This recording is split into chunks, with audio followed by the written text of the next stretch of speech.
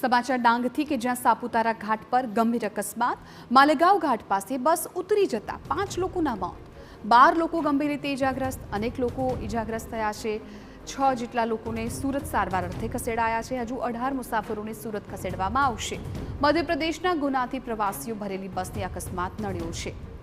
ડાંગ જિલ્લાના સાપુતારા ઘાટ માર્ગમાં આજે વહેલી સવારે ગંભીર અકસ્માત થયો હતો, જેમાં 5 લોકોના મોત થયા જ્યારે અનેક ઘાયલ થયા। સાપુતારા જતા રસ્તામાં માલેગાંવ પાસેના ઘાટમાં નાસિક તરફથી આવતી ખાનગી બસ 35 ફૂટ ઊંડી ખીણમાં ખાબકી।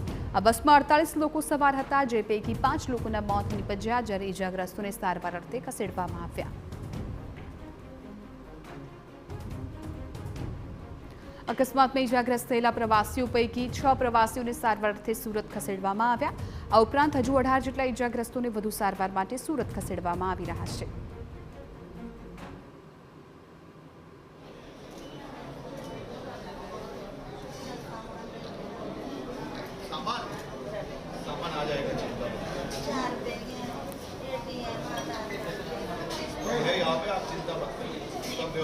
વિનોદભાઈ એચએમ આવી ગયા હતા તો વિઝિટ કરવા।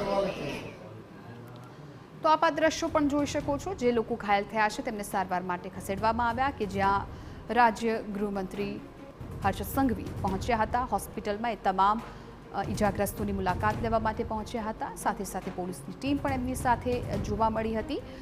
હોસ્પિટલમાં તાત્કાલિક એ લોકોને સારવાર અત્યારે આપવામાં આવી રહી છે। જે લોકો ગંભીર રીતે ઘાયલ છે તેમની સારવાર થઈ રહી છે। ઘાયલોને હર્ષ સંઘવી મળ્યા છે। સમયના આ દ્રશ્યો કે જ્યાં તેઓ દર્દીઓ સાથે વાતચીત કરતા પણ જોવા મળ્યા હતા। તમામ દર્દીઓની ખબર અંતર પૂછી રહ્યા હતા। સાપુતારા ઘાટ પર આ ગંભીર અકસ્માત સર્જાયો હતો કે જેમાં અનેક જે મુસાફરો છે ઇજાગ્રસ્ત થયા હતા। આ ઘટનામાં 5 લોકોના મોત થઈ ગયા છે અને જે લોકો ગંભીર રીતે ઇજાગ્રસ્ત થયા છે તેમને સારવાર માટે હોસ્પિટલમાં ખસેડવામાં આવ્યા। ત્યારે આ દ્રશ્યો ખૂબ મહત્વપૂર્ણ કે જ્યાં ખુદ હર્ષ સંઘવી પહોંચ્યા છે હોસ્પિટલમાં અને જે પણ ઇજાગ્રસ્તો છે તેમની ખબર અંતર પૂછી રહ્યા છે, તેમના હાલચાલ પૂછી રહ્યા છે। સંવાદદાતા બળદેવ સુથારા મામલે જાણકારી આપી રહ્યા છે। બળદેવ, હર્ષ સંઘવી હોસ્પિટલ પહોંચ્યા છે અને ઇજાગ્રસ્તોની ખબર અંતર પૂછી રહ્યા છે।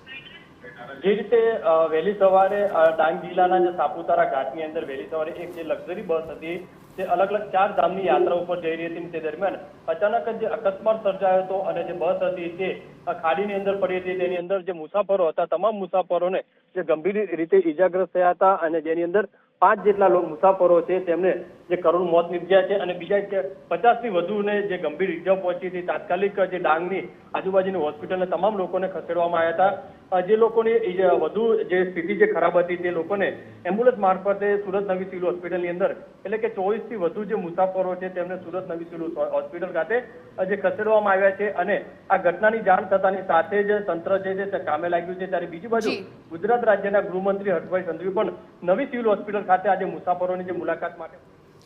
બિલકુલ, આભાર બળદેવ સમગ્ર માહિતી બદલ। તો હર્ષ સંઘવી ખુદ હોસ્પિટલ પહોંચ્યા હતા અને ઇજાગ્રસ્તોની ખબર અંતર પૂછી।